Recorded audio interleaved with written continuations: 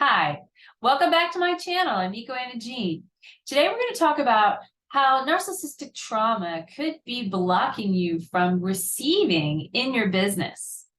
So why would it cause you to have trouble receiving, as in receiving money, income, resources, time, important relationships, connections, all the things that would help you move your business forward, allow you to be successful, allow you to be able to show up and deliver your skills and your talents, and then also get something back from it, something that can sustain you, right? Isn't that what you want? But if you're feeling blocked around that, maybe you're feeling like, you give and you give and you give, but you're not getting enough back. Maybe you're not getting enough income. Maybe you feel like you're working really hard and maybe you're giving away a lot of things for free or for a really low fee, and you're not getting enough to sustain yourself, and you're working too much, you're working too hard. Or maybe you just feel like you're showing up and nothing's happening. You're showing up and you're reaching out and you're not getting any response. So let's talk about narcissistic trauma a little bit deeper. And this is something that, we just want to continue to explore the concept of narcissistic trauma because it's so deep and complex. It goes so far beyond just the idea that there's this narcissist and you were in a relationship with them and they abused you and you got this trauma. I mean, obviously that's a classic way to receive the trauma. But what I want you to focus on is the idea of a narcissistic dynamic, which can happen in many situations. It's not just between two people, but it can happen in an organization. It can happen with a group of people, between yourself and a group of people, an organization, a community. So a narcissistic dynamic is one in which you're in a dynamic with someone or something where you're basically being undervalued, you're being objectified, you're being taken advantage of, you're being manipulated, you're being gaslit, and you're being used for what it is you can provide, whatever resource you can provide, whether that's productivity, attention, money, time, just so many resources that you could be actually providing for an individual or an entity or a group. But in a narcissistic dynamic, it's not give and take. It's not mutually beneficial, because the narcissistic dynamic takes and takes and takes and undermines the other one's sense of self, undermines the other's ability to be autonomous, to make decisions on their own, to even perhaps be their own source. And that's a narcissistic dynamic, because when you believe that you can't make it on your own, or if you believe that you're getting something out of a narcissistic dynamic and you're going to be in a codependent pattern where you feel like if you could just give more and do more and bend yourself into more shapes, maybe, that person will start showing up the way you need them to be for you, or that organization or that group or that community. Now, what this is it's the inner child trying to get the parent or the caregiver to basically be what they needed them to be. So what we do is we project our inner child's needs on our environment, whether it's people or places or things. And the inner child is trying to get that parent to finally be who they need them to be.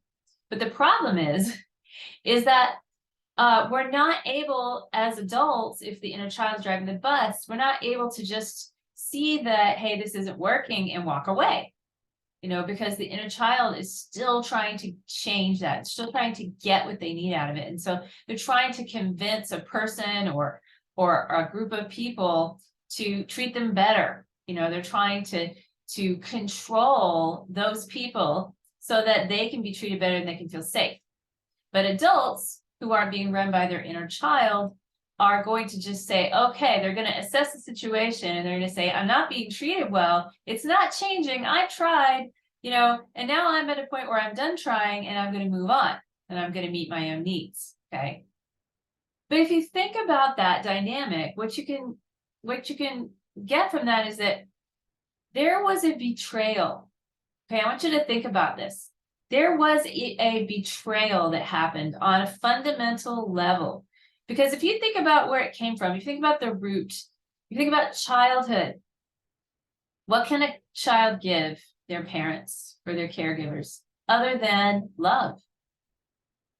That's it. That's all they have to offer, right? They need to be taken care of in every other way, but they can offer love.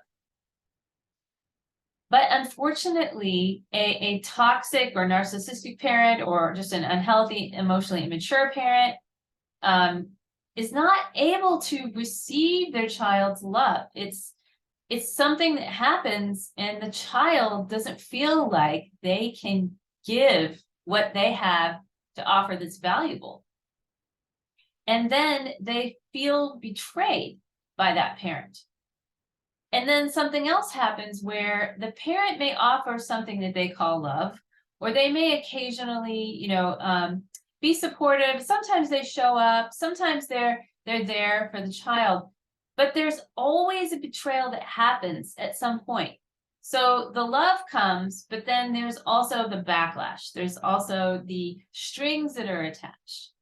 Or there's the flip where all of a sudden then the parent becomes not available, or the parent becomes critical. The parent's emotionally unregulated, and in a children's mind and in their world, they can't cope with that. They can't cope with the parent not showing up consistently the same way all the time. And that's a betrayal of the child's trust. And the child starts to learn that with love comes betrayal. They come together. They can't be separated. And then in adulthood, we have this tendency then to have resistance to receiving what we need. And not just love, okay? But if you think about what love is, love as an energy, it's a source, right? It's something that people are always looking for. So you can equate love with money. You can equate it with resources like time, or other people's time and attention, like maybe people you might work with, your relationships, your connections, receiving help in the form of time and attention and tasks. And there's this part of you, your inner child is always like looking for the betrayal.